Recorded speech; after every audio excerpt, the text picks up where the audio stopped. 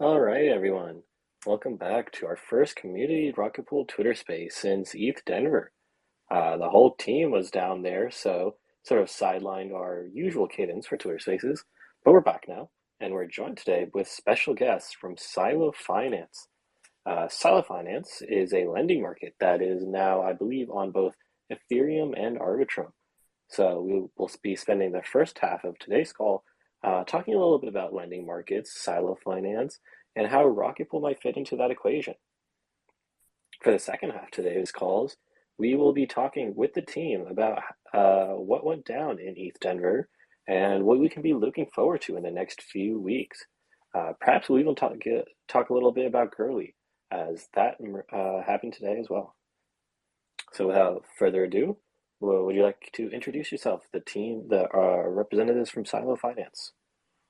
Sure, absolutely. I'll start. Thank you so much for having us. My name is Iham, and I'm one of the founding contributors of Silo. I look after growth and strategy. I'm super happy to be here and tell you a bit about us and about the rETH market that we have in a bit. To you, Tenzin.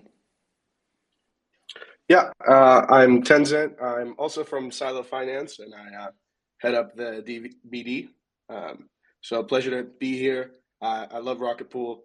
I think you guys are doing it correctly. So thanks for having us. Awesome. Thank you for being here. So let's start with the basics. Can you just give me a brief 101 about what is Silo Finance? Yeah, sure, absolutely. So in traditional lending, using Aave or Compound, when you borrow an asset from those markets, you basically share the risk with all token assets in that pool. So those traditional lending markets, basically you can think about it as one big smart contract that where all token assets sit in it, whether it's ETH, USDC, XSushi, whatever comes to mind, rETH, staked ETH, any type of LSD really.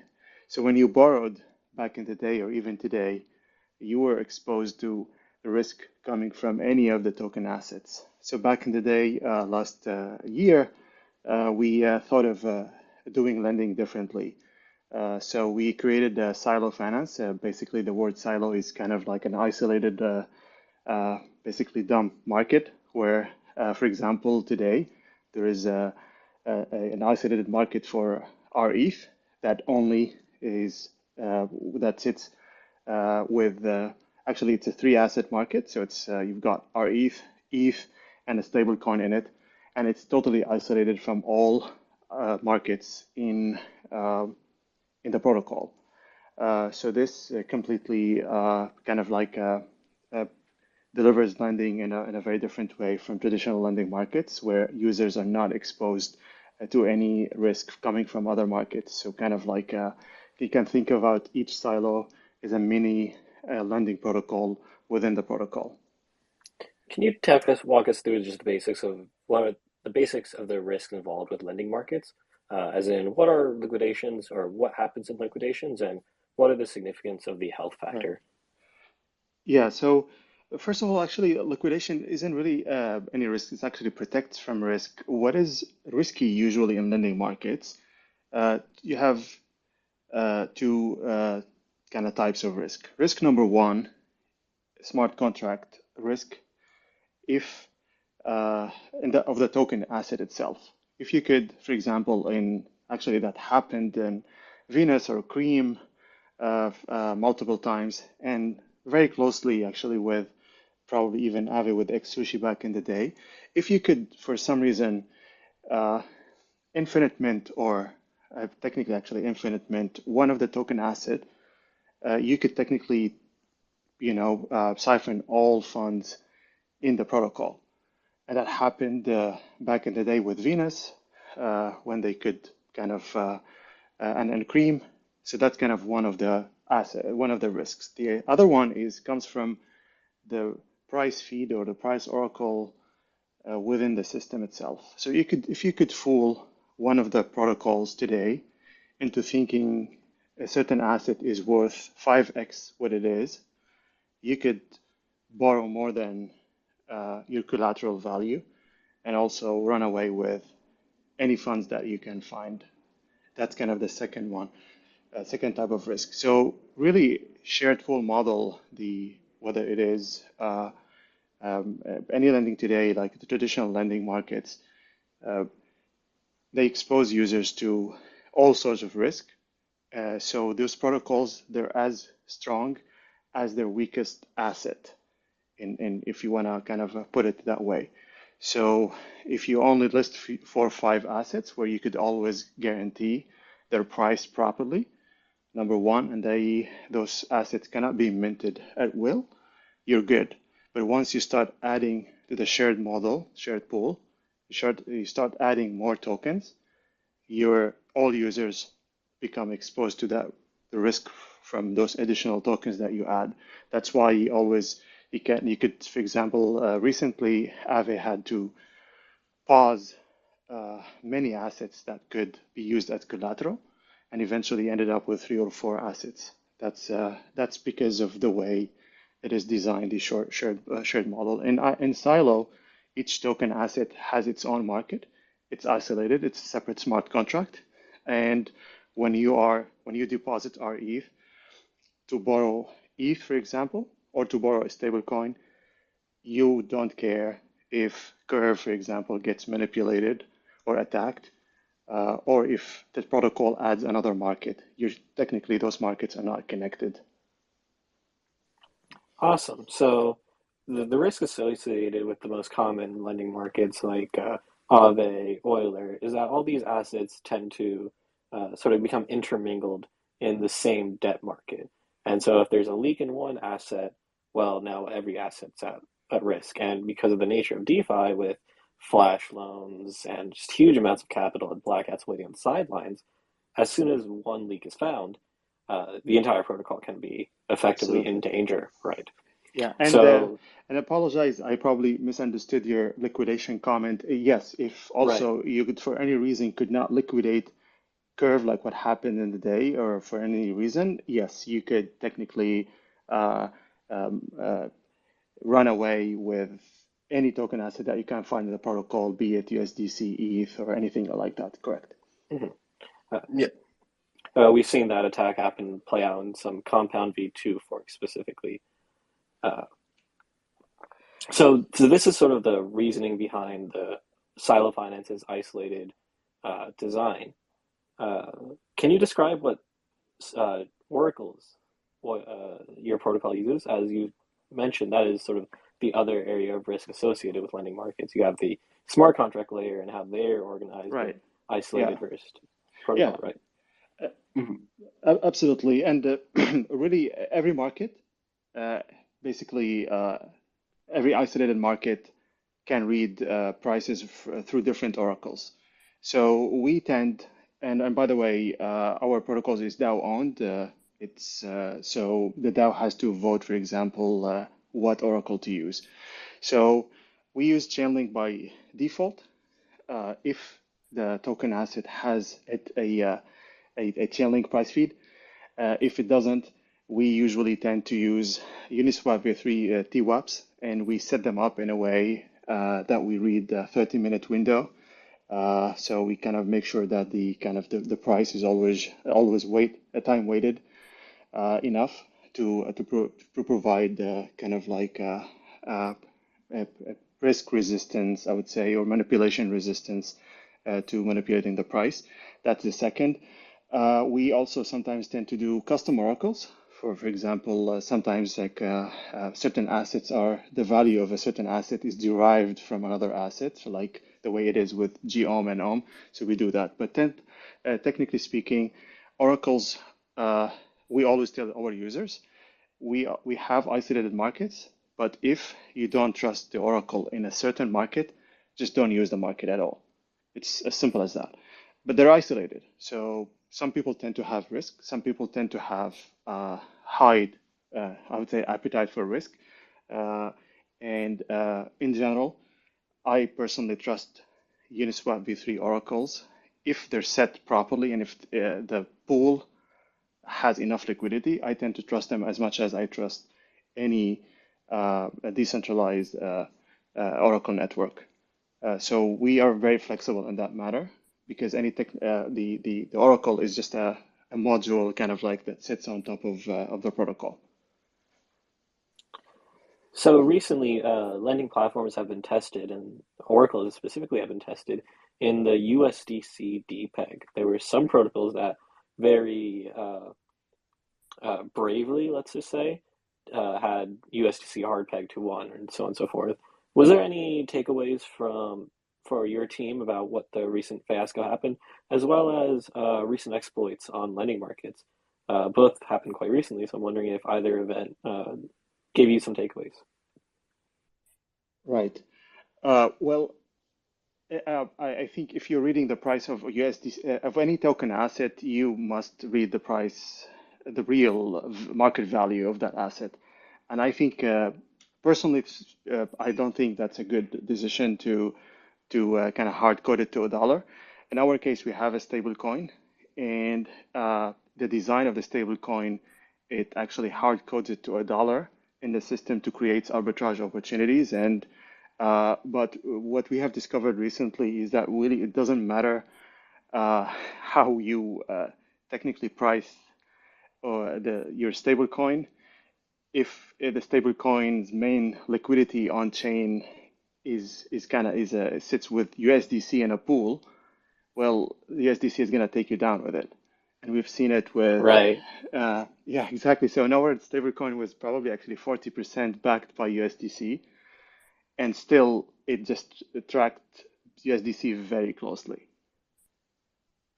Right, we saw a similar thing, not to the same extent, but with the wrapped Steve DPEG back in May of last year, the RE token also took a hit just because they had a one liquidity pool on Curve. So the contagion effect of ERC20 tokens is very important, and it's important that you have isolated markets to sort of be able to limit where you get this contagion risk. Right.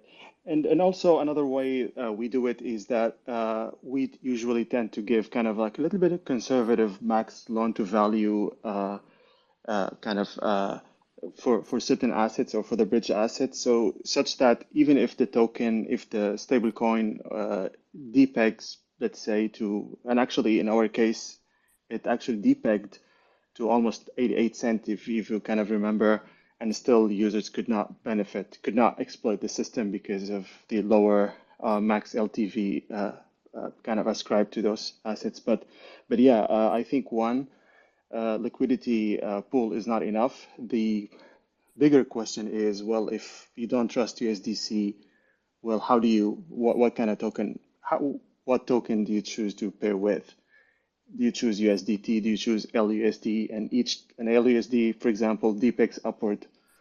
It's also a problem if you're borrowing a token asset that depegs upward. That's going to be a problem for you as a Right. borrower. It kind of feels like there was no decentralized stablecoin currently that is ready to take the mantle. And so a lot of people, what they ended up doing is just taking their stables and dumping it into ETH and staked ETH, Yeah, which exactly. takes me into my next question. Uh, why would someone want to use a lending market for assets like rETH or rETH?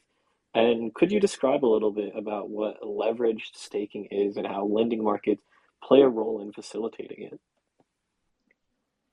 Yeah, so our markets, essentially what they allow you to do is if you have rETH, you can borrow more ETH and subsequently stake that with Rocket Pool again, right? So you can go rETH, ETH, buy more rETH. And essentially what that does is it actually leverages your yield.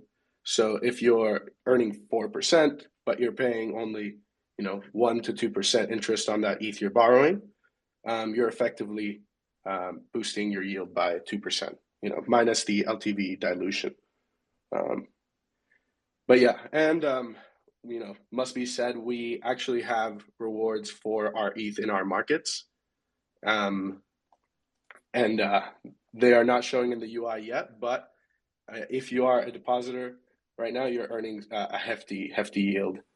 We just haven't updated the UI, but there's rewards live for our ETH deposits. Ooh. and ETH deposits as well in the rETH markets. So let's break this yield down just a little bit for viewers who might not be familiar.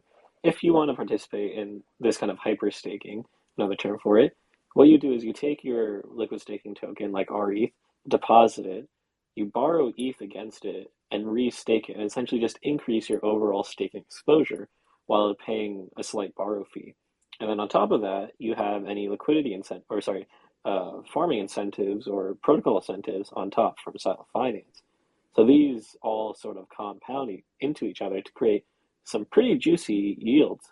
And as you mentioned, it seems that these incentives have not been live for very long, so early adopters always have the highest yields as it's usually a fixed amount relative to the volume. So it sounds like an interesting opportunity. Can you describe perhaps what are the risks associated with this strategy? Obviously, there is no such thing as free yield, so and there is leverage involved. So what could go wrong? Yeah, so I mean, rETH holds its own price, right? rETH's market price can be different from its actual ETH backing, and that's probably going to disappear once the Shanghai update or comes live. But essentially, if the rETH peg goes downwards, you can get into a liquidation scenario. So you can get liquidated, and what that does is it sells your rETH for the ETH that you borrowed, minus a fee that is given to the liquidator. So do you think perhaps then that rETH's relatively stable peg compared to other liquid staking tokens makes it a good choice as collateral? Notably, Rhapsody recently just had a about 1% deviation as USDC had a peg as their peg collapsed. There was sort of this contagion effect around other pegs, but we didn't really see that in rETH, but we did for Rhapsody. Thoughts? Yeah, absolutely. The more stable the peg against ETH, the better it is as collateral, and the better it is to use for leverage, right? And you mentioned, you can borrow ETH and restake it. You can also, re deposit that rETH and create a loop. Right, right. And up to what are the limitations, LTVs set for rETH, and how do they compare to the other offerings on Silo Finance? We have 85% maximum LTV for rETH, which is equivalent to ETH actually itself, because we think it's the same class as far as risk. So 85%, 90% liquidation. So liquidation threshold. So if you have $1,000 in rETH, you could borrow up to 850. We don't see users going all the way up to the max LTV that we provide. Usually they go up to 80%, even the most kind of extreme. So you would borrow $800 in rETH, and that will give you like a really big margin to protect you against liquidation, because usually the peg is quite tight with ETH. Assuming a stable peg and the user borrowing that 80% LTV amount, about what multiplier with while ignoring borrowing costs as well, what kind of multiplier does that indicate on the staking yield? Is that a 1.8x, or because of looping, does that go even higher? I mean, 1.8x would be after one loop, Right. right? If you redeposit that back in, right, then now you have to take 80% of the 0.8. So that's probably like 0.6 around there. So I mean, essentially, as you loop, the amount gets smaller. But the percentage yield keeps going up. I don't have the leverage in front of me, but I could I calculate. think could end up around 2.7. If I'm not mistaken, last time kind of like I did actually a couple of looping myself, and I think eventually did that. Unfortunately, we don't have yet in the UI a certain kind of like an easy mechanism to loop in one transaction, which is coming in a version that we're working on. But you will end up probably around 2.7. So that's yeah, 2.7%. 2.7x, 2.7 you mean? times. I'm sorry, X. Yeah, Yes. right. Yeah. Wow, which is an incredibly large multiplier because of a base Ethereum staking yield floats between 4 to 6%. So if you can safely get, well, depending on market conditions, if you manage to safely get that 2.7x, that could be a really big multiplier over a period of time. Right. And we've noticed, by the way, it's actually quite interesting because we also have these three asset markets, and there's always a stable coin, and our stable coin yields actually around 20%, up to 20% right now.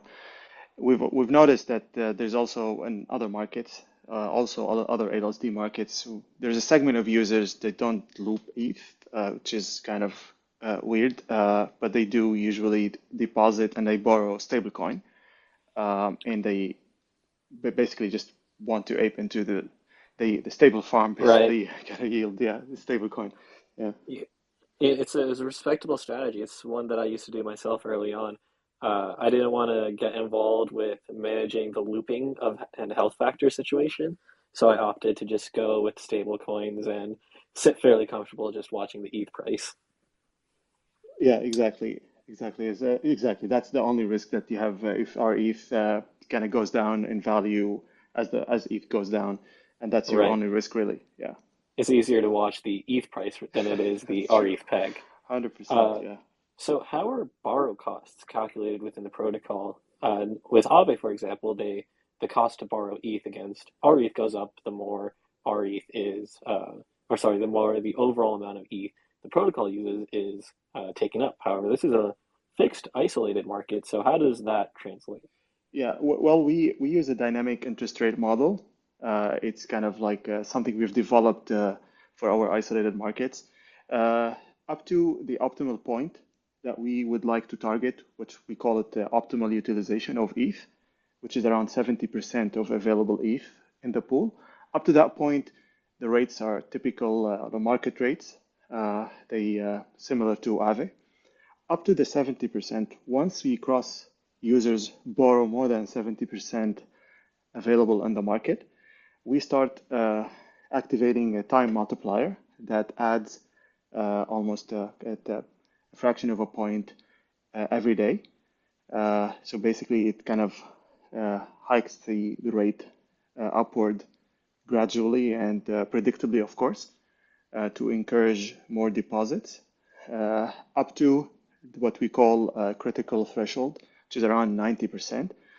And then after 90%, we start increasing the rates more aggressively because we always want more ETH to be available in the market. So ETH depositors Right. can withdraw at will. Great. Yep, that makes sense. Uh, So that sort of covers my what I wanted to ask about rETH and LSTs. Another question I had is, what are the possibilities for RPL being integrated in Silo Finance? Have the devs considered that? Yes, and actually, RPL is just not live in the UI, but the silo is live. We passed a proposal for it. We're just looking to put it in the UI, but it'll be there very, very shortly. Wow. So with it in the EUI, users will be able to both borrow and lend RPL in the isolated market, correct? Yes, yes, and users can actually, when they deposit, they can choose what's called protected collateral as well. When you deposit as protected collateral, you don't earn the underlying borrowing APY or the supply APY, but your collateral cannot be borrowed out by others, essentially.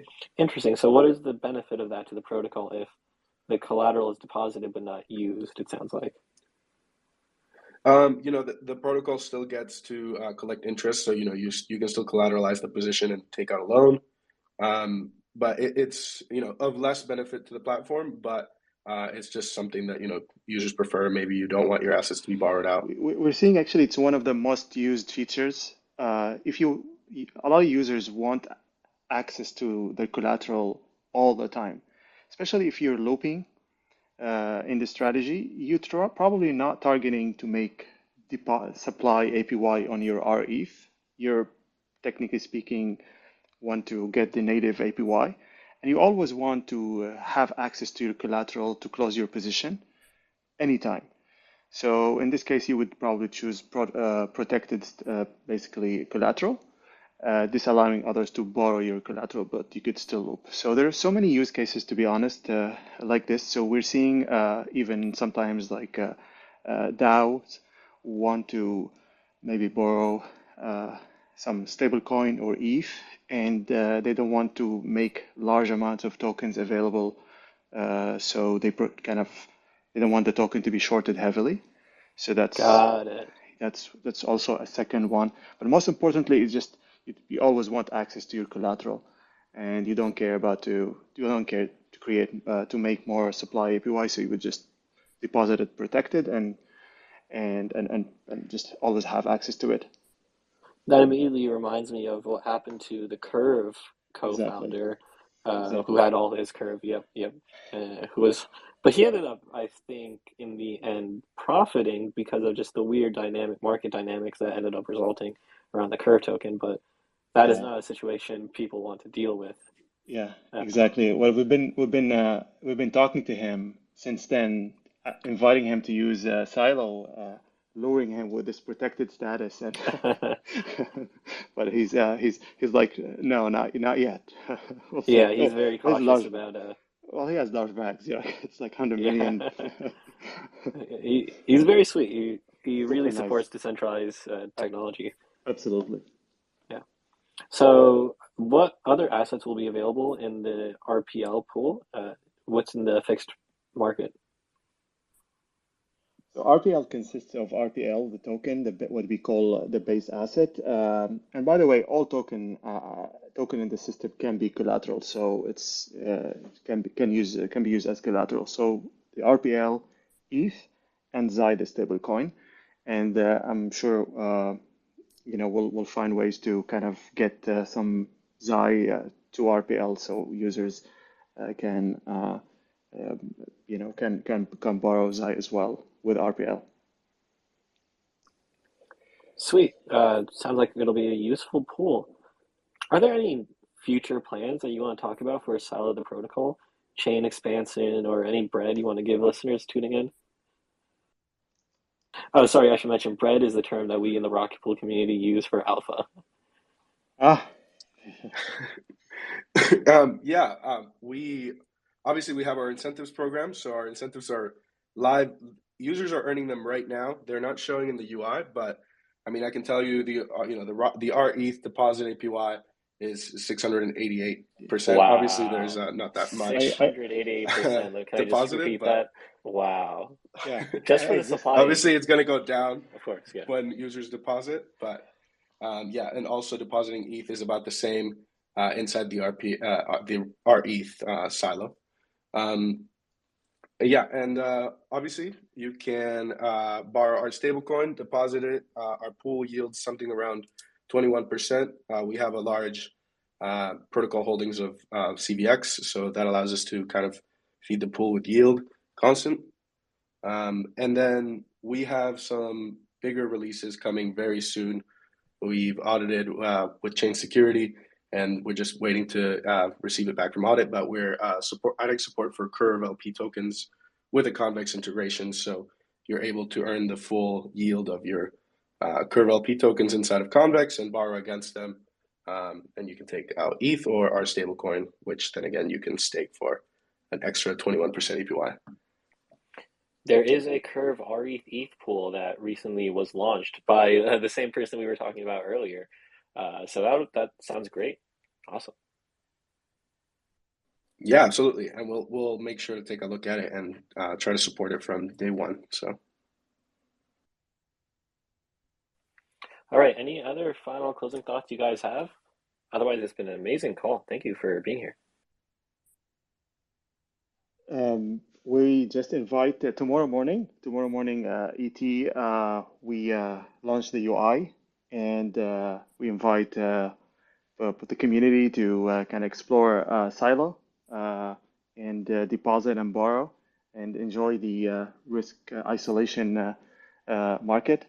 So you don't share any risk with other assets in the protocol. Really love the invite, appreciate it. We guys we support you all the way. We think we're kind of personally the best choice of LSD in the market, and we love the decentralization aspect and your ethos really that standing kind of supporting it. So we appreciated the invite and thank you so much. Thank you guys both for coming. It's been a lovely conversation, and I look forward to seeing how this pool progresses. Make sure you listeners check out Silo Finance. Make sure to read the docs and be aware of the risks involved, as leveraging and lending markets can be risky. Yeah, Tenzin, you want to add something? Oh yeah. Just wanted to add very quickly. We do have a analytics page that shows you exactly actually the manipulation costs of a Uniswap v3 Oracle, and you can also take a look at the price versus the Oracle and see how it reads. And we really try to get as much of that info to users as possible. Sweet. And also, do you have your audits made available on your website too? I meant to ask that earlier. Yes, yeah, we have two audits, QuantStamp and ABDK, and we also do formal verification with Certora, Yeah. which has been very helpful, by the way. Yeah, I think it's probably good to highlight that our protocol is not upgradable. It's the same protocol that has been live since last August. We There's no way anyone, including the DAO, could upgrade the protocol or take custody of users' funds or deploy users' funds to other protocols. So just want to make sure, because now we've seen the recent hack with what happens when you upgrade protocols and upgrade contracts and you're not super careful with it. Just wanted to put this out, and yeah, we take security very, very seriously. So that's why we move so slow. Yeah. Don't worry, we understand. 10 audits are meaningless if you do one unaudited change that introduces vulnerability, right? So, Absolutely. we certainly appreciate the caution and around that. And the fact that you have unupgradable contracts, of course, is a big sign of long-term reliability. So that is great to know. And once again, thank you for joining us. And I hope all the listeners check out Silo Finance if they're interested in borrowing or lending their rETH and RPL, as is live, but quite for temporarily secretly. So thank you again. And in just a moment, we'll be transitioning to the second half of today's call, where we talk with Langers and Mav about ETH Denver and some other happenings in the protocol.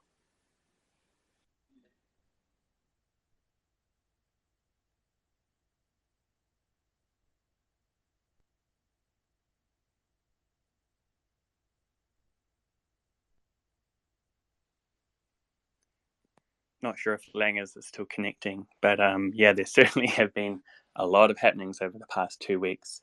The relatively short length of the recent biweekly update is certainly not an indication of what's been going on. I think as well as what everyone would have seen happening at ETH Denver, whether you were there live in person or you were kind of living through the various photos being shared to trading, there's a lot more that happened behind the scenes in terms of discussions, collaborations, pieces that will kind of fall into place over the next few weeks, leading up to, of course, Atlas and Shanghai. But if Langers is online now, maybe we can start with him. Yeah, I've got to say. The biweekly. Hello. Hey, Darren, good to hear your voice. Hey, how's it going? It's going well. It's going well. I gotta say, my FOMO for ETH Denver was pretty intense. It looked like an incredible time. It looked like the protocol put a great showing together. So first off, I want to say kudos to the team for, in my opinion, seems like an event well done. Yeah, that's a great segue into a massive thank you to all the volunteers that kind of volunteered at the booth. Volunteers would turn up and they would kind of have like a little window to kind of be there, and they'd stay all day. I think we had to at one point we had to kick somebody out at like 7:30 at night and say, "Go home, go home." You volunteered enough. Or you've done everything you can. It's awesome. So no, it was great fun. Really intense. Obviously, there's a lot to pack in terms of in that time. there was a lot going on in terms of, obviously catching up with the community was basically the primary goal, and that was quite successful. The bowling night was so much fun, and so lots of catching up with the community. We managed to catch up with loads of partners and that sort of thing as well, which was really good. So my Telegram is just an absolute mess I cannot imagine. at the moment. So yeah, Mav's feeling the same as well. So yeah, so it's really good. It's really positive. Now it's kind of heads down again, kind of on Atlas and all that sort of thing. Yeah, so I have some questions about Denver. Let's start just very broadly. Personal top highlights, favorite moments, perhaps your favorite hug for favorite interaction. Because personally, it would be getting to hug the giant whack. But yeah, top moments for you. Yeah, I didn't realize how tall Whack was. But he's like the most affectionate bear you've ever hugged. He's so good.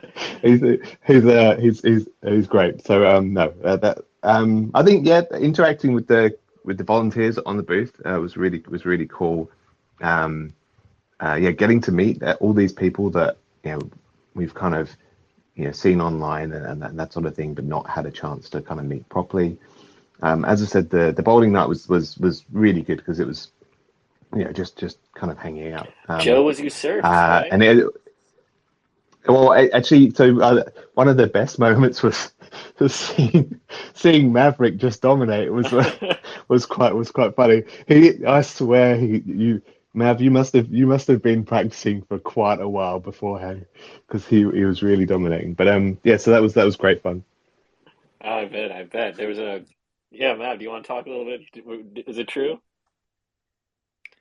Wow, let's just say this. I think it's quite clear that I wouldn't have much time to practice given all the goings on over the past few weeks with Rocket Pool. So maybe there's a simpler explanation in that just everyone else sucks. I don't know. I'll leave it up to the listeners to decide. Is Maverick good or does everyone suck? But that's awesome that there's so much community building, and the photo from that event was huge. It was packed with people. Speaking of packed with people, yeah.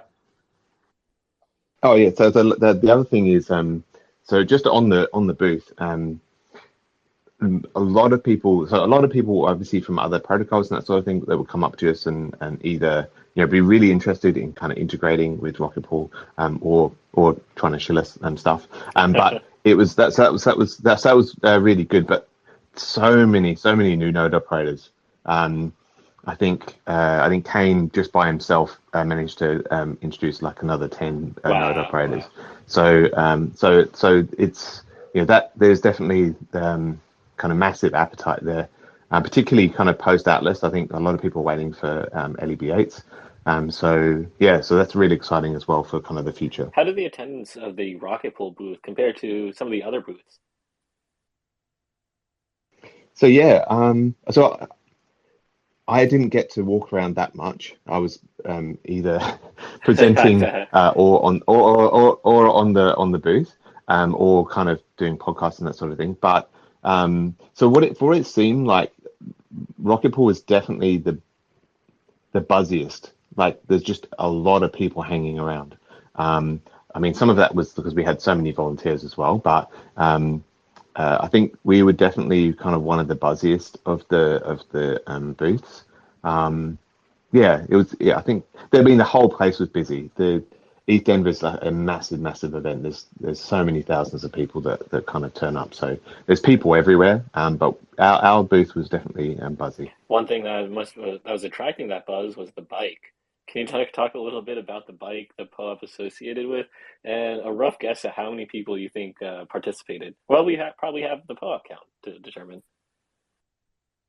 Yeah, we can get hard empirical numbers on that.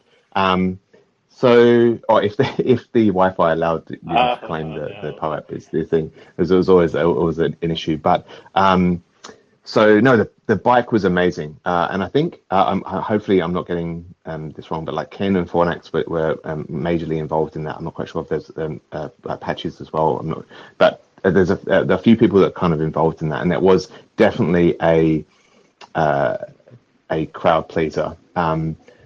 It was interest. It was on topic, on kind of brand. It was yeah, amazing. It was really a beautiful combination of both the merge, staking, withdrawals, and it was beautiful. Yeah, really well done. And the fact that it was somewhat of a community and that Joe was like unofficially working on it turned it into this Rocket Pool thing. And now it's just a community wide event was really cool to watch. I was very jealous of that app. So you were involved in quite a few conversations, both podcasts and on stage conversations. Was there one or particular moment in those big conversations, either in a podcast or on stage, where you that stood out to you that you'll remember? To be honest, it was a blur. It really was kind of yeah, it wasn't a kind of like an intense, but it went so quickly, which was kind of surprising. Yeah, I'm not sure, to be honest. They were all really good. I didn't go to many of the other people's talks. I kind of presented and that sort of thing, which was good. But no, it was a great event. I really enjoyed Your it. conversation with Axel Stokes of the Ethereum Foundation, I thought was really fantastic. Actually, yes. Actually, that was probably my favorite. It was quite good having Christine run that, moderate that one. She's very good. She has kind of, does a good line between spicy takes and deep questions. So, and she knows her stuff, obviously. So it was really good to kind of have her kind of moderate that, and it was a great panel. So it was really good fun. Speaking of spicy topics, can you walk us a little bit about what was going through the team's minds during that first night fiasco when, unfortunately, you guys had to bail out? Bail out? Say what you're allowed to say. As What's the this? keynote Langers, that format. Ah, yes. Oh, that was a debacle. So yeah. So yeah, we were having this like it was like a 4-minute keynote thing that we had as part of our sponsorship, and so I kind of got down there and at the time that they kind of gave me, I'm kind of sitting there like, practicing my thing, and Mav comes over and it's like they're like an hour behind. I'm like, okay, all right, cool. Well, we can check, or 45 minutes or something like that. We can go out, chill out, and then they didn't really recover from that, and it got later and later. And like I was actually supposed to be at a dinner, so at like I think we got to 8 o'clock or something like that, and I was supposed to be at ZK Sync or no, some other another dinner actually, like an Eigenlay dinner. I was supposed to be there, and I was still waiting around, and it just got really silly, and it was getting to the point now where everyone in the audience was asleep. It wasn't going to make an awful lot of difference. It was just It was like how long can you hold on? Or like we were there for quite a few hours. So it was a bit disappointing from that perspective. I think ETH Denver is a fabulous event. There are, with all these kind of things, there are definitely challenges in terms of like scheduling and all of that sort of thing. Just to give you the community version of it from the viewer perspective, we sort of were well behind the team's decision to just abandon ship after the questionable way in which the main event transpired. So there was no love lost in that decision, but it seems like the surrounding events are what really make these conventions worthwhile. The ability to just connect with the community itself, and have real conversations with people involved in the community, which sort of brings me to my next question. How valuable was ETH Denver in terms of a networking experience for Rocket Pool? Yeah, very. I mean, actually, sorry, to go back to the keynote thing. To be honest, I was releasing Atlas and all that sort of thing in my talks anyway. So from a online perspective, it wasn't going to make a huge amount of difference. But so for in terms of networking, very, very. So we definitely solidified some kind of major things. We spent a bit of time with EigenLayer and also did like the shared summit. I did the shared summit, shared security summit panel as well on kind of liquid staking. I met a few people on the panel for that. That was kind of like, I met obviously Stader. I met Anchor, the guy from Anchor, and a few people from Obol and that sort of thing. So that was really good. We kind of solidified some relationship with ZK Sync, which is really good for kind of going into the future. So that, and then just other people that you kind of meet, they're all, when you go to like kind of a dinner, they're all like people like from Scroll and that sort of thing as well. That's all kind of really interesting and good to have those contacts so that we can kind of activate them when we kind of need to. I bet Joe also mentioned one of those dinners, some people from Visa. So sounds like there were some really Yeah. Sounds like there was. Yeah, actually, that was quite surprising. So I can't really say this on a Squarespace, but there's an issue. But no, the Visa person, now I can't remember his name, but was very, very surprising. He wasn't a product person pretending to be a crypto or with crypto as his job. He was a crypto person, working at Visa. Nice. And that was kind of really, really good to see. So he was that was good. I spoke to Sushi Swap, some people from Sushi Swap, and from Maker. Actually, there were two guys from Maker as well. And the founder of ZK Sync as well. So that was a really good chat. Amazing people to connect with.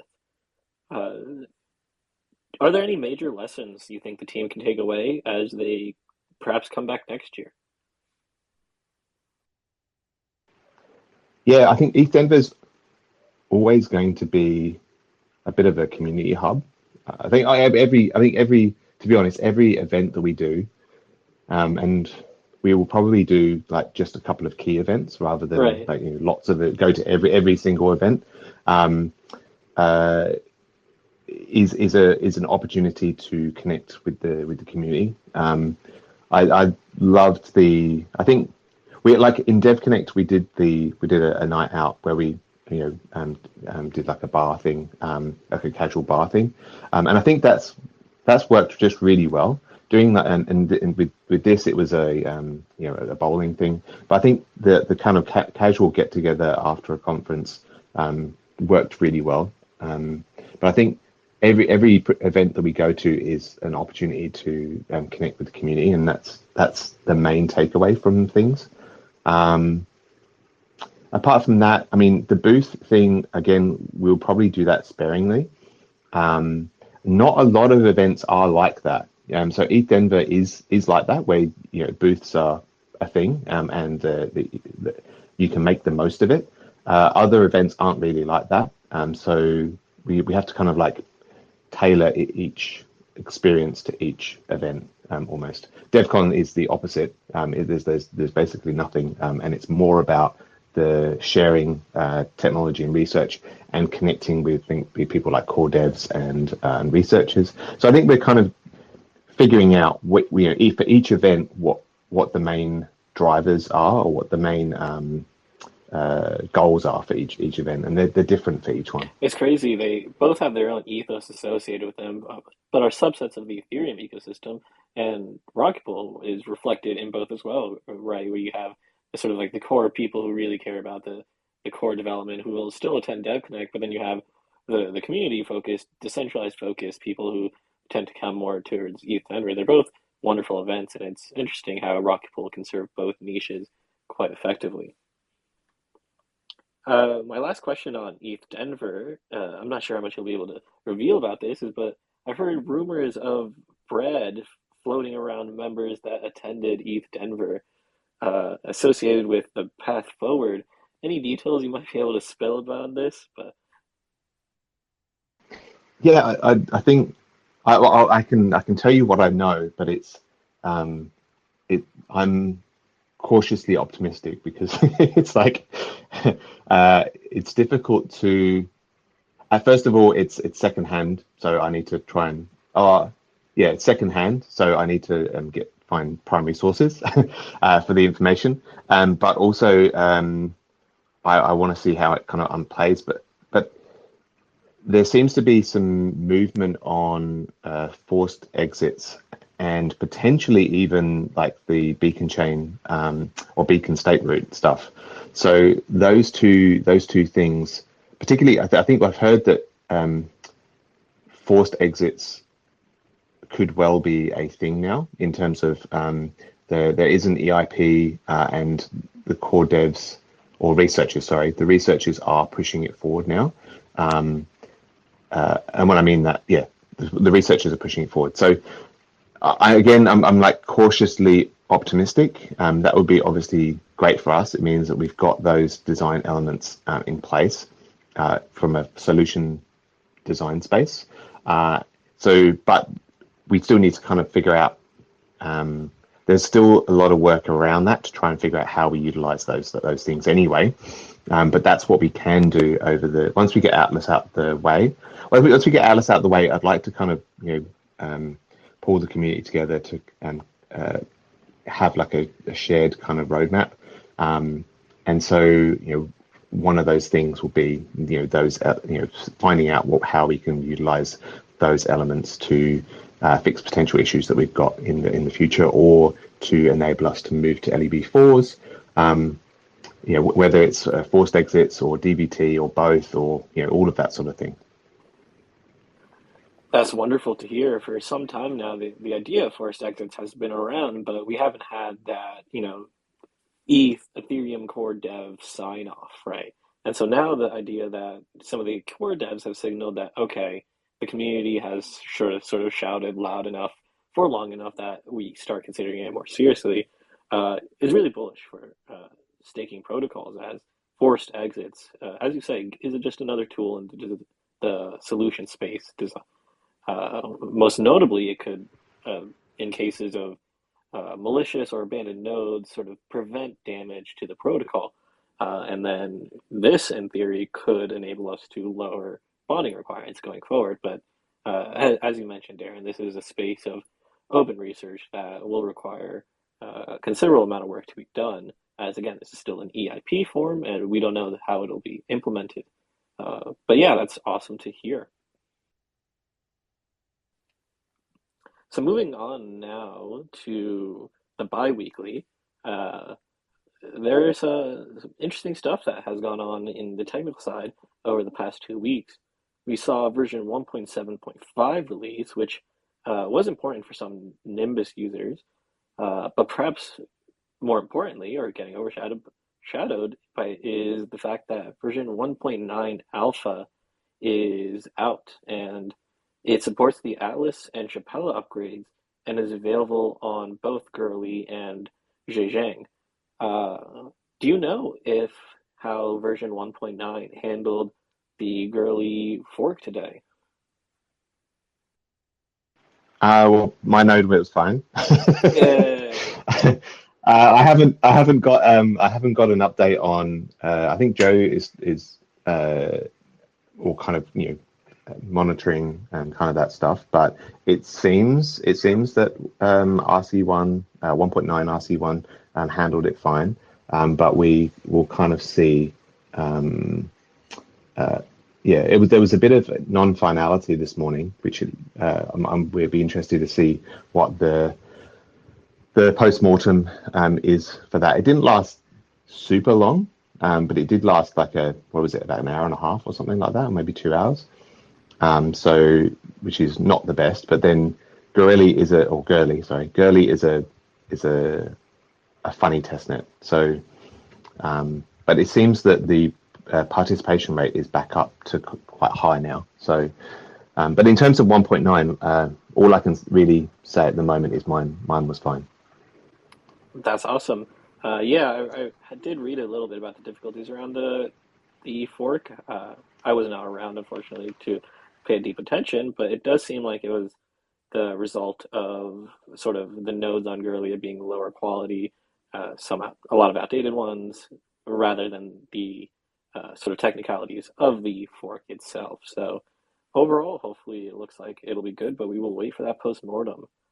Uh, Yeah, I mean, it does seem that a few teams that are like with large validator sets are having occasional problems or had problems during the merge. So we'll see kind of how that unfolds or how they describe that in the post-mortem. Great. So, of course, release candidate 1.9 sort of begs the question around the timeline of Atlas. And so, one thing I want to ask about this sort of discussion about when to launch is what is the significance of the upcoming rewards period, the one that ends on April 14th, I believe, to the decision around when we should go make, or when the team should make the go on update? Yeah, so in terms of kind of like timeline, so we're working on so it's been quite tricky to schedule the release. There's a few kind of things that we've been trading off. So essentially, we've been trying to make the best trade-off in terms of the timeline. There's one aspect that we're very aware of is that when we go live on mainnet, we need a certain amount of time to test the RPL reward tree. So if we're too close to a reward timing, we won't have enough time to, or at least, yeah, we won't have much time to test the RPL reward tree before and fix any issues before the tree gets built. So that's definitely something that's been kind of on our mind. And that kind of plays into a lot of in terms of why we're trying to release it on a particular date.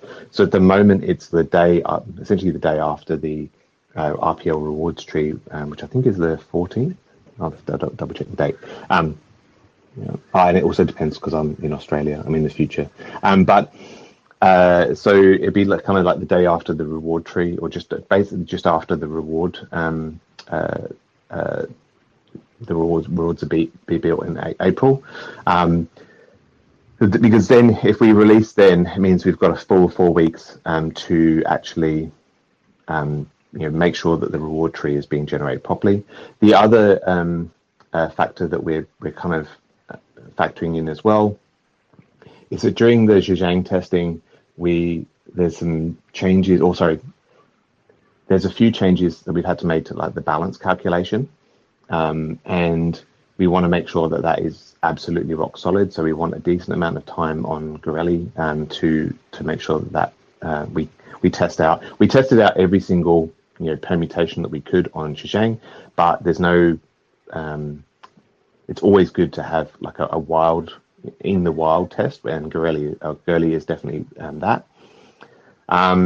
The other thing is that during Zhejiang, we've not really tested the version 5. Well, we've tested the version 5 reward tree quite a little bit, but again, we need some time on Gurley to kind of test out that RPL reward tree, and so that's another reason why we're kind of erring on the side of caution and pushing it out slightly longer. But the idea is that we actually release very close to the kind of Zhejiang hard fork. So that's kind of the idea. That makes perfect sense. You want to test out all the parts of the vehicle before you send it out, so to speak. Exactly. Right. So immediately comes to mind just recent protocols have been exploited, fairly prominent ones, due to small changes that weren't properly tested before they were implemented onto mainnet. So all caution is, of course, appreciated on this. We have a question coming in from Ken. When do you think Atlas will be deployed on Gurley?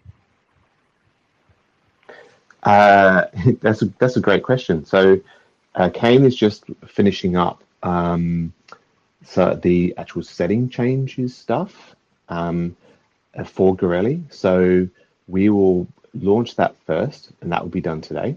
So that'll go out sometime today, so that the ODAO can vote that in. On Gurley, the timings are very short, so it's like a 15-minute delay. So on mainnet, it's obviously a 7-day delay, but on Gurley, it's a 15-minute delay. So we can basically vote that in almost immediately, depending on when the Gurley ODAO can actually vote it in. But they're usually quite quick, so we can vote that in kind of this afternoon and tonight. If all goes well, there's also one test that I'm doing on Shishang. So we had kind of a last-minute bug that we found on Shishang. Actually, a community member found it, and apologies, I don't know who actually found it. But oh yes, I remember this. Yeah. So yeah. So there was a bug around. So it manifested in the sense that you couldn't, if you had like one mini pool. Okay, so it's around like if you had a 16th mini pool, then you reduced it, and then you tried to distribute that. It wouldn't allow you to distribute it, and under the hood, it's because we kind of maintain these counts, and the counts were off. So we've gone through and just made sure that all of that is all square. So we've been working on that for the last like couple of days to make sure that that's kind of solid. We've released that to Zhejiang, and I'm just doing a final test on that for Zhejiang to make sure that's all cool. So once that's done, then Atlas should be ready to go from a contract perspective.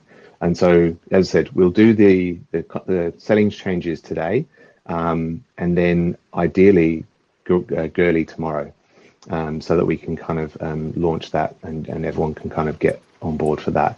So that's our current timing for that.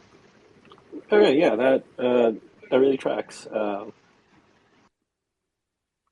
That bug, I was trying to find the community member that had submitted to give him a shout out, but I know it's in the Rocky Full submissions. I was unable to find it, but shout out to that person for the community service. How has participation been like in these test nets? Are you satisfied with how the community has been testing everything? Oh, very good. Yeah. So I think I asked Joe this during stand up. There was something like, actually, I can probably bring it up. Then how many node operators were there? There were like 44 nodes on Shishang. So and only like two or three of those are us. So wow, so that's a good with like 183 active mini pools, 28 inactive, which means they've been kind of finalized. So so no, there's some good amount of testing on there, and that was really heartening to see, because that's exactly what we wanted, and exactly and so that's kind of reap benefits because we found this bug. So that's fantastic, and so we can kind of continue on with that. I mean, the idea is that obviously test nets are where you find bugs. Test nets are kind of in the wild kind of testing, and they're very, very good at testing. Nothing tests a system more like people, random people. The developers of the software don't tend to test it in exactly the same way as random people. So that's always because we know how it works. So we either we had a bias to testing it in a particular way, whereas other people test it in the wild in completely different ways. So that's really good. And I think people have been testing the silo staker stuff as well, which is really, really exciting to see. They were even doing it without the docs because we hadn't quite finished the docs, but the docs are finished now. But quick throwback. Joe's finished that. Quick throwback to our earlier conversation. What was the reception from solo stakers about solo staker migration? What was the vibe around that? Yeah, very positive. Very, very positive in terms of that. I think when you talk to a lot of kind of solo stakers, I think that quite a few solo stakers are like maybe running one or two mini pools anyway. They've kind of dipped their toe into, from what conversations I had, or they were kind of very interested in Rocket Pool and kind of thought, oh well, maybe I'll maybe I'll withdraw and go to Rocket Pool. But they're very interested. You kind of talk to them, and suddenly you can see their brain melting when you say you don't have to withdraw. You can just migrate over. So that is really good. We will start getting the message out there, because I think comms in terms of that is very important. So we'll try and do, now that the Solo Staker docs are done, we can actually point at the docs and say, look, this is how easy it is, and this is how you can start preparing for it, or start thinking about it. So we'll try and have something specific out for that in the next kind of week or two, so that they can start, so we can start amplifying that message and get it out there so that people can actually move over. Yeah, it's actually one of the misconceptions I see on Twitter still, is that people aren't aware of the power of the node migration, of not having to exit to join Rocket Pool. It's really, really great UX. So making sure we are maximizing our reach with that message is definitely important. So going back, yeah, did you want to add? Oh no, I was just saying that when I was testing Shishang, I went through that process obviously quite a few times, and it is actually quite a really good process. Particularly if you're kind of allowing the smart node stack to kind of take over, then it really is super simple. And even if you're not, we have all of the intermediate steps that you can kind of do to run a separate validator and do it that way as well. So yeah, it really is a good process. So yeah, love it. Awesome. So regarding Atlas, one of the steps that need to be taken before Atlas is some setting changes regarding the deposit pool. What is the current tentative date to do that? The setting changes. So the setting changes at the moment, the tentative date is the 3rd of April, which is roughly, I think it's roughly like 10 days before, or like a week before. Hang on, I'll double check. Yeah, I think it was the 3rd of April was the date that we've kind of penciled in to do the setting changes, which then gives us, I think, like a week and a half. Oh yeah, 13th. I have to double check the timing, but that's what I think it is. Awesome. And so is it going to be it'll be just one instantaneous moment where the deposit pool goes from being 5K to suddenly through flashbots or up to 18K, correct? That's correct. Yeah. So it will be. So the setting changes are actually 2 setting changes. The first one is the deposit pool size going from 5K to 18K. And then there's also the rETH target collateral, which doesn't really affect anything now, but it certainly will do in the future. And that is so reducing the target collateral, that's the amount that kind of stays in the rETH contract, kind of for withdrawals. We're reducing it from 10% to 1%, and there's a whole kind of like discussion on why we're doing that. There's a few things around making it more ARB friendly, but also kind of having, while we're in this kind of growth phase, making sure that we're kind of maximizing the rETH returns as well. So there's a few things there to kind of unpack, but they're the 2 setting changes, and they will be bundled with essentially a flash loan to ARB because obviously as soon as we increase the DP size, it'll get ARB'd anyway. So we may as well ARB it ourselves and provide that back to rETH holders. Like we've kind of run the numbers. It's not a massive increase. Not a massive gift for rETH holders. It's like a small amount, but we might as well take that value ourselves rather than have ARBers take that. There was this one post I remember, I think it was from Tarun Chitra of Gauntlet, talking about how protocols, successful protocols, and protocols that last will be designed such that they're not MEV leaky. And prior to Rocket Arb, Rocket Pool sort of created a lot of MAV, unfortunately, but now we're really tightening the faucet. We're sort of like securing all the MAV flows back into the protocol, which is very healthy for long-term growth. And this is just another step in that direction with the ARB process. Yeah, I think we're going to see more and more of that. We already are. I think there's several protocols that are doing that sort of stuff as well. Yeah, it's really good to see. Yeah, and the most interesting next generation AMMs all have some kind of MAV front running protection. So the design space is interesting.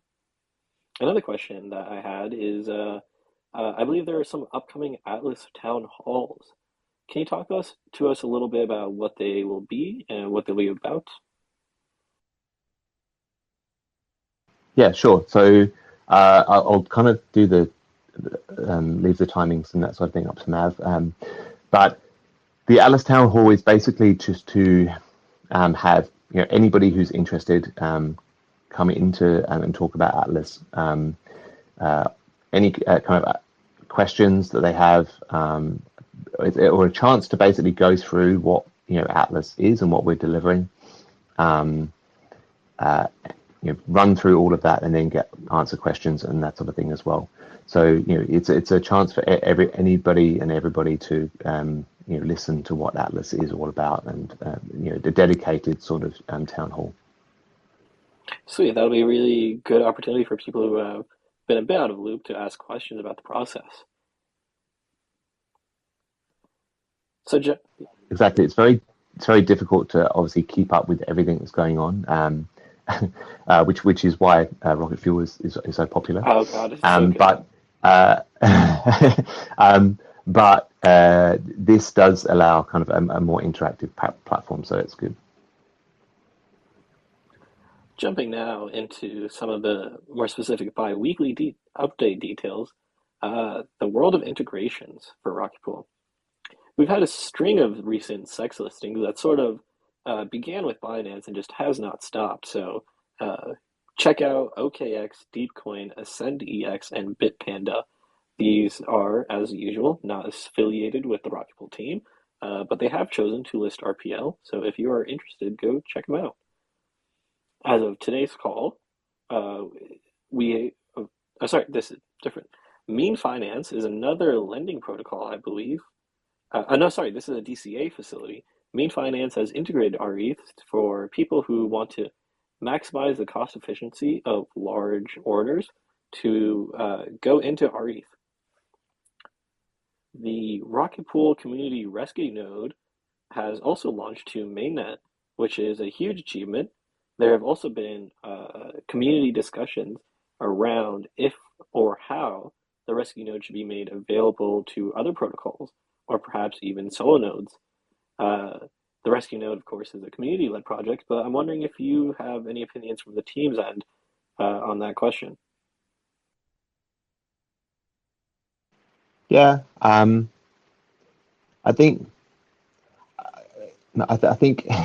I would love it to be a thing that Rocket Pool again is an attractor for people to join Rocket Pool, but at the same time I can see that it's a community thing, and it's and it can support ETH staking generally. So I am kind of on the fence. Right. I kind of like it either way. But I can kind of see why we would kind of open it up to other people as well. Being much more open and kind of thinking about the ecosystem as a whole rather than just locking it down to Rocket Pool. My personal opinion on the issue is that it would be ideal if we could open up to other protocols that also enable permissionless node operators, or protocols that fit into the quote-unquote healthier LST protocols as described in the self-limiting proposal, and also encourage these protocols that are healthy enough to join to then participate in maintaining the rescue node itself, so we can sort of decentralize it as a public good. But yeah. Yeah, it's specifically, or not specifically, but it's definitely valuable for home stakers. Absolutely. Or it's specifically valuable for them. And I think anything that we can do to kind of help home stakers generally, I think is a really good thing. So in the world of governance, we've just had a couple rounds of voting that have ended. One was a sort of bureaucratic, how the process of election should work for GMC and the other committees. That one passed successfully. The other vote was around electing the vacancies for the GMC. That vote has also concluded, and I believe the winners are uh, Fornax, Schifrin, Kevster, and Dando Chaka. All of those are excellent, long-standing community members who I'm sure will provide a huge amount of utility to the GMC as it moves on to its next next awards round. All of which I met at well, actually I've met Kevster before, but all of which I met at ETH Denver, so it's fantastic to see. Wow, that's a great sign of confidence for those elected. Uh, the GMC, unfortunately, was rocked this last period with several vacancies, but I think it'll be very strong moving forward. Submissions have also opened for people to join the IMC. The IMC had a sort of strange inception where the members weren't voted individually, they were just voted in as a cohort to sort of speed up the process. But now that our legs are on the ground and the protocol is solidified, we are ready to sort of go back and just tick all the boxes and do a proper election round for the IMC. So if you are interested in all things DeFi and sort of guiding the protocol through integrations, business development, and optimal financing of liquidity, come give us an application. Things that are relevant for the role include being interested in core DeFi, specifically really AMMs and how liquidity functions, as well as lending markets to sort of evaluate how rETH is in the ecosystem. I encourage the entire community, if they are interested, to make a submission. Darren technically does, in fact, serve on the IMC, so do you have anything you would like to add in your experience? Yeah, so I mean, there's kind of like well, there's actually quite a few aspects to it. So as you said, that there is the how do we get the most out of the funds we have to so the meet the charter of the IMC, which is to promote liquidity of rETH on pretty much everywhere. So what is the strategy for that, and which platforms? A lot of it is just kind of assessing not new platforms, but assessing platforms to see whether they kind of meet what we need. So there's definitely a lot of that. There is a little bit of biz dev in terms of you're talking to different protocols to find out about them, what the pros and cons of each one are, and then there's the basic kind of like administrative stuff of checking transactions and that sort of thing on the multi-sig. So there's kind of a few elements to it, but yeah, if you're keen on DeFi and you know protocols quite well, then yeah, that's the role for you. It is very rewarding, I must say. You really feel like you're contributing to Rocket Pool. Moving on now, jump into some media marketing really quick as we round out today's call. So, yeah, Mav, do you want to walk us through about how successful ETH Denver was from a media marketing perspective, how the reception was? Sounds good. I will have to apologize in advance for my voice if I'm even more unintelligible as usual. Seem to have contracted this spicy cough during my time in the US, although thankfully this time there isn't actually a cough involved, and feeling already a whole lot better, so that's good. Awesome. Good to hear. It actually was, yeah, it actually wasn't until I kind of got back home and managed to grab a bit of sleep, that I could work out, oh, hey, maybe there is something going on, and it's not just like a lack of sleep and everything else that was going on in Denver. But yeah, it was a great success all around. And I think there was one event that really drove that home for me, which was towards the end of ETH Denver on the Sunday, which was a bit of a slower day. We had someone come up to the booth from a large company, a household name, and they said that they'd come along on that Sunday morning because in the past the booth was literally too busy for them to kind of make their way in and find someone to talk to. So I guess that on its own really helps to showcase the amount of bustle that was going on at the booth in terms of volunteers, in terms of people wanting to learn more about Rocket Pool. But then there was something else, which was when this guy turned up, he was talking to one of the volunteers initially for a little while, I think maybe half an hour or so. And then when he got passed on to me, he said, oh, actually, I don't really think I've got any questions because the volunteer answered them all very concisely, and he was very happy with that. So there was kind of no need to talk to the team. But then we did actually end up talking about liquid staking and a whole lot of other stuff for half an hour or so. Then Langers turned up later on, and he had a chat for another half an hour or so. So just goes to show the amount of interest in liquid staking and Rocket Pool at ETH Denver. So it was pretty incredible experience, that's for sure. And like I mentioned towards the start, there was a lot of stuff that people would have seen in terms of opportunities for speaking and everything going on at the booth, but also kind of behind the scenes, so to speak, in terms of some of the other side events and dinners and opportunities for collaboration that Langers mentioned. Of course, the Telegram backlogs, again, another indication of the success of ETH Denver. And of course, it wouldn't have been as great of a success without the incredible community turnout. And there is a POAP, as mentioned a little while ago, that will be distributed out via DMs to everyone who attended at the booth. So it's on my list to do at some point this week. And if you did attend but didn't receive it, please let me know. If someone fell through the cracks, we'll make sure that's delivered. And yeah, looking forward to next year and or the next event that we decide to show up to.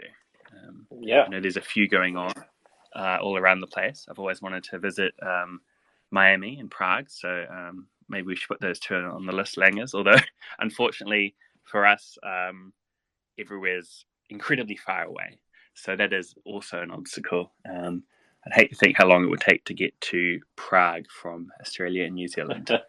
For a little while, Patricio was joking about hosting a merge party in a castle in Prague. That I think ended up not happening, but I still want to go visit Prague for a conference. That'd be fun. I asked Darren this earlier, but I want to throw this one at you. Do you have any personal highlights, favorite moments, perhaps getting to meet someone that touched you in a special way from the entire conference? Maybe we leave the me being touched in a special way to the calls that aren't being recorded. Sorry, phrasing. Touched your heart in a special way. Yeah. I mean, it's pretty much just repeating what Langers said, and I've kind of alluded to already, but the community aspect was just incredible. Initially getting over 50 submissions to the Google form in terms of people willing to volunteer, that was a pretty big deal. And at some point along the line, I thought, I wonder how many of these people will actually show up, you know? Will it be like 80%? Or is it just something that people have done like a throwaway thing? Maybe they got frustrated, messed up with the tickets and all of that. So I did end up going around and kind of confirming with everyone. And indeed, essentially everyone, maybe there were one or two who couldn't attend, but yeah, turned up. Wow. And not only that, turned up for multiple shifts, multiple days. And really, if whether or not everyone was on the protocol DAO, kind of behaved and added value to the protocol as you would expect a DAO to do, right? really helping to work as an extension of the team, whether that's helping to answer questions, hand out t-shirts, and I'm sure there were certainly several cases just by everyone kind of standing around and talking. You draw a crowd into yourself because people want to figure out what's going on. So the bowling night was a standout. Big thanks to Zero for helping to organize that. You crushed it. And it had nothing to do with my score, of course, although that was a nice surprise. And actually, the sorry, man. The funny bit about that was it was kind of it was a bowling alley that was slightly out of town, like about 20 minutes out of town, and we all descended on this bowling alley. And when I actually went to pay, the lady behind the counter was like, "This is amazing. We've never had this many nationalities in one place." Wow. Here, like, because we had from Australia, from Brazil, from Germany, Switzerland. There was just so many different nationalities there, and so she was quite amazed because she's never had really that many nationalities in that bowling alley. Shout out to the decentralization of Rocket Pool as a whole, and also I think DEI was one of the main, or the core principle of ETH Denver. So it's glad to know that we are inadvertently, perhaps, repping their main principle.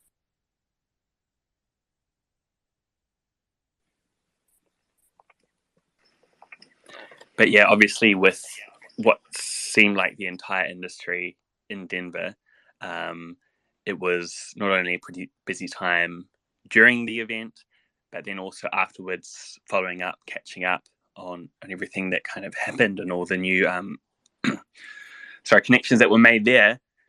And then on the other hand, you had kind of everything else in the media and marketing side of things that would have launched or been activated during ETH Denver, but obviously have been postponed because from what I've heard, people that did have internet connection during the event, whether they were there or not, there was kind of a dramatic drop-off in terms of activity on Twitter, on crypto Twitter, with everyone being not only in one place in real life, but also for most people not having an internet connection on site. So with all of that kind of being delayed to around now, it does really shift a whole lot of activity into this week and the following week. But the countdown to Shanghai, to Atlas is on. So got to get all those pieces into place for that. It really felt quiet on the crypto Twitter and ETH Finance. I think the daily only had like 100-something comments on one of the main ETH Denver days. It was even the trading was much quieter than normal. So you could really feel the sort of disappearance, that something was amiss. There was a disturbance in the force. But of course, it was a positive one. Yeah. Some other headlines that came out while the team was at ETH Denver include Binance Research talking about Rocket Pool gaining market share, Cointelegraph talking about how Rocket Pool might benefit from the Shanghai Hard Fork, Forbes listed Rocket Pool as a cutting-edge protocol, and perhaps my favorite of the bunch is CoinGecko, who put out a Rocket Pool explainer type video as a follow-up to one they put out a couple of weeks ago. Both the videos were pretty informative and I want to say I think like 90% accurate, so great educational material. And it's really nice to see that the industry as a whole is continuing to push the Rocket Pool message forward. Yeah, that was certainly a great effort from CoinGecko. Made me laugh while I was checking through it, and I think you helped us a lot fact checking it before we kind of made it too widely known. But considering it's, well, if you're outside of the liquid staking world, it could be considered a bit of a niche area. I think they did a pretty good job at it. I'll also take the opportunity to point out a few calls we have coming up. Langers already mentioned about the first of 2 Atlas Town Halls that we have planned. So this is going to be Friday 2 p.m. for me. So I believe that makes it Friday 1 a.m. UTC, obviously quite late in Europe. and then Thursday kind of afternoon, evening in the US. Because of that, we will not only record this town hall, but we'll schedule a second one at an earlier Europe-friendly time. So if you missed out, don't worry, we'll have you covered, and there'll be a second opportunity to chat about Atlas. Coming out of these two calls, there have been requests in the past for more kind of specific discussions around perhaps theory crafting, the whole migration side of things. So depending on the outcome of these two town halls, we can absolutely host additional calls leading up to the event itself. Additional events coming up include one tomorrow in about 20 or so hours, and that is Langers being hosted for a podcast called Degen Responsibly. This is hosted by a protocol called Exponential Finance, so you can go along and tune in, support Langers on that one. Next week we have a special guest coming along to the community call, so this will be the usual earlier time, hosted by Ken. At least I hope he's going to be available for that. I see him in the audience there. We have special guests from Ether Capital. So their website is ethcap.co. It's listed there in the event section in Discord if you want to go and learn a little bit more about them beforehand. But they are kind of a large institution involved in the ETH staking world. And just recently they put out, I believe it was a dashboard for solo stakers. So it looks like they're looking to kind of contribute to the staking sector. And we'll hear a little bit more from them about their plans. And then looking a little bit further out into the following weeks, so 2 weeks from now, we'll also have guests along from Crypto Tax Calculator. So not necessarily one of the most exciting parts about staking, but a necessary one nonetheless. They'll be sharing, some. We understand they've got some interesting things for Rocket Pool node operators lined up, so that might be worth a watch as well. I think they're an Aussie company. Not sure. Yeah. I don't recall which state, but yeah, they're based in Aussie. Yeah. Anyway, sorry. I've recently been. It's not just Rocket Pool. There's a good cohort of Aussie companies that are really into the core ethos of DeFi. Yeah, for sure. There's also been a couple of recent calls that you can catch up on and find recordings for earlier this morning, and I think 1 a.m. Langers time. He was a guest on an impressive panel about liquid staking.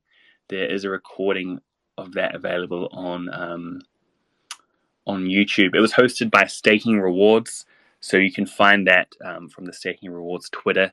Their handle is exactly as per their name, at Staking Rewards. So Langers was on a panel with, I believe it was friends from Stakewise, Lido, a couple of other protocols as well. So that might be worth a listen to. And of course, we'll be adding some more events over the coming weeks. Make sure you check out the event section in Discord to stay up to date with all of them. You know, the one thing that really did not let up at all, in fact, actually only amplified over ETH Denver, was the requests for time with Rocket Pool. You know, people really want to talk to Rocket Pool, the team, and be on spaces. So the media marketing aspect is going wonderfully, in my perspective, and glad to see it thrive going into Shanghai. Oh, absolutely. At the booth, I spent a lot of my time saying, "Oh yeah, no, you should speak to Mav, or you should jump in the GMC channel or the GM. We need to find a way, an easier way for people to get to the GMC and do GMC and IMC actually. So you know, I would kind of be talking to people, and then I would say, you got to speak to the IMC for that, or you got to speak to the GMC for that, which is really good. That's what kind of DAO life is kind of supposed to be about. So, but we do need to find an easier way. We need like a short URL that we can just point people at to go to engage with the GMC or the IMC. Yeah, I think that'd be a good thing to have going forward. Another option was the forums that are built into Discord, but I think having a URL that's simple and easy to remember would be much more efficient. So that about wraps up all the topics I had that I wanted to cover. Any last minute things that either of you guys want to hit on before I give a quick summary of today's call?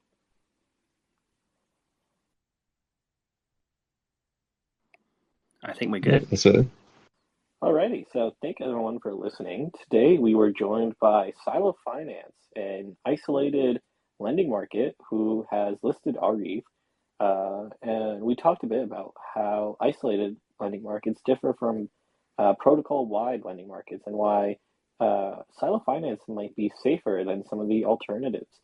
We discussed risks associated with Silo, of which users should be aware, including liquidation risk as well as smart contract risk and Oracle risk. Users can use Silo Finance to leverage stake their rETH. They can borrow ETH against it to deposit and stake more rETH and increase their overall yield while paying borrowing fees and, of course, maintaining exposure to the smart contracts. The devs also indicated that the RPL token can now be used within Silo Finance markets, within an RPL ETH and their stablecoin pool. So that is a new way that node operators could either leverage RAPL or perhaps hedge against their exposure. After the conversation with Silo Finance, we shifted gears and we started talking about a brief reflection on of ETH Denver. Langers gave some thoughts about highlights, how the booth was, reflections on sort of the networking and discussion side of things, as well as gave a little bit of bread that had been floating around regarding forced exits and the potential inclusion of them within the Ethereum core spec. And then we started talking about the timeline that we are looking at related to the release of Atlas. The protocol devs, of course, want to maintain security at all costs, and so the ideal scenario would be to allow the rewards period to initiate so that texting can be done pretty much in all ways. So ideally, we were looking at a mid-April release shortly after the April 13th reward period.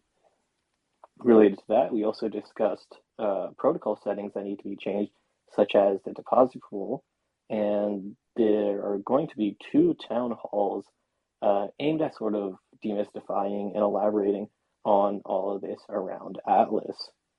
Make sure you look out for details around that. We then shifted gears into the general biweekly, where we talked about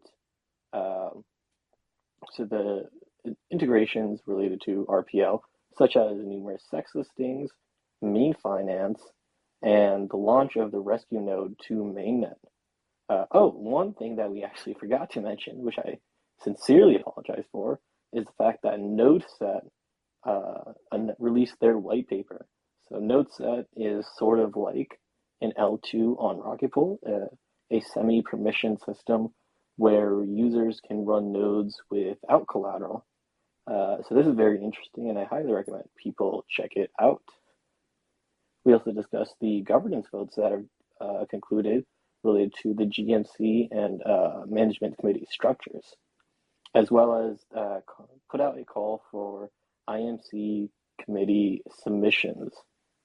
Media and marketing, as we discussed with Mav, has been phenomenal as numerous outlets continue to report on Rocket Pool, and ETH Denver was a smashing success in terms of Rocket Pool engagement. There are going to be a number of calls upcoming which will feature Langers, so make sure you check out the events tab in the Discord to keep abreast of those. Thank you all for listening in with us. This has been the first Twitter Space after ETH Denver, and I'm looking forward to the next one. Cheers. Thanks, Jasper. Thanks, everyone. Thanks, Jasper. Thanks, everyone. Alrighty. Cheers, everyone. Bye.